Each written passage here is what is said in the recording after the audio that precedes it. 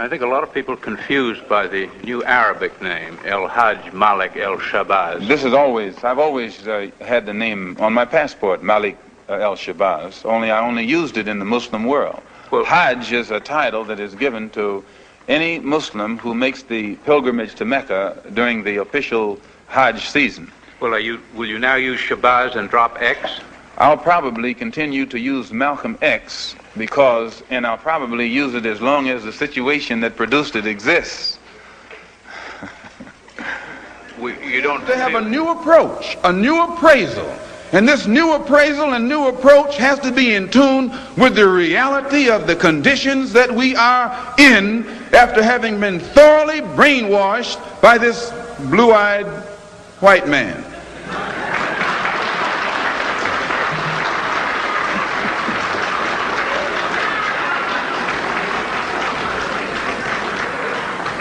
Some of them have brown eyes. I have to say this, and I'll sit down.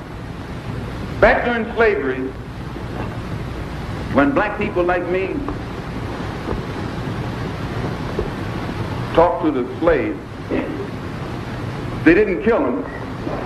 They'd send some old house Negro along behind him to undo what he said. You have to read the history of slavery to understand this. There were two kinds of Negroes. There was that old house Negro and the field Negro. And the house Negro always looked out for his master. When the field Negroes got too much out of line, he held them back in check. He put them back on the plantation. The house Negro could afford to do that because he lived better than the field Negro. He ate better, he dressed better, and he lived in a better house. He lived right up next to his master in the attic or the basement. He ate the same food his master ate and wore his same clothes. And he could talk just like his master. Good diction. And he loved his master more than his master loved himself.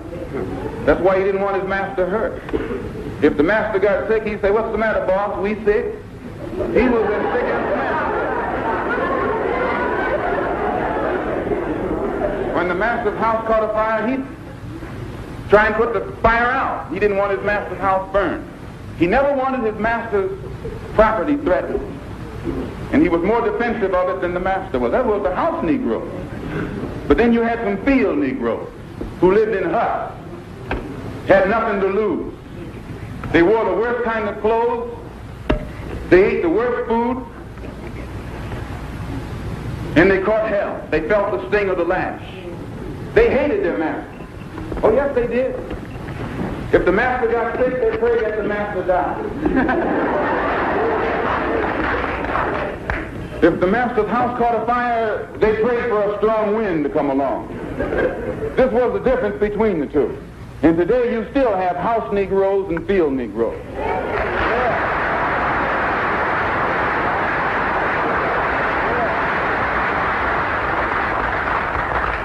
I'm a field Negro. If I can't live in the house as a human being, I'm praying for a wind to come along. If the master won't treat me right and he's sick, I'll tell the doctor to go in the other direction. But if all of us are going to live as human beings, as brothers, then I'm for a society of human beings that can practice brotherhood. So before I sit down, I want to thank you for listening to me. I hope I haven't put anybody on the spot. I'm not intending to try and stir you up and make you do something that you wouldn't have done anyway.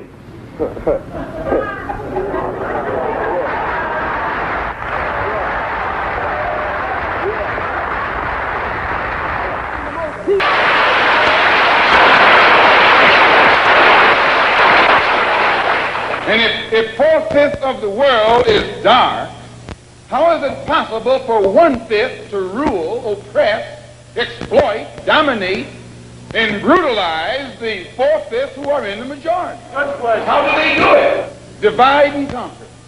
If I take my hand and slap you, you don't even feel it. It might sting you because these digits are separated. But all I have to do to put you back in your place is bring those digits together.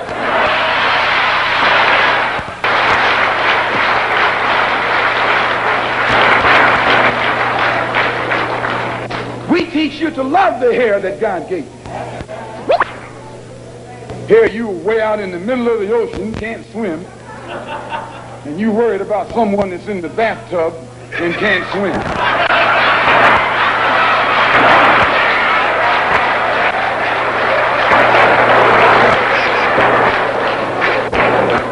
We don't steal, we don't gamble, we don't lie, and we don't cheat.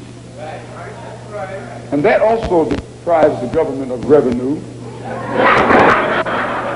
because you can't get into a whiskey bottle without getting past the government seal. You can't open a deck of cards without getting past the government seal. Here the white man makes the whiskey and then puts you in jail for getting drunk.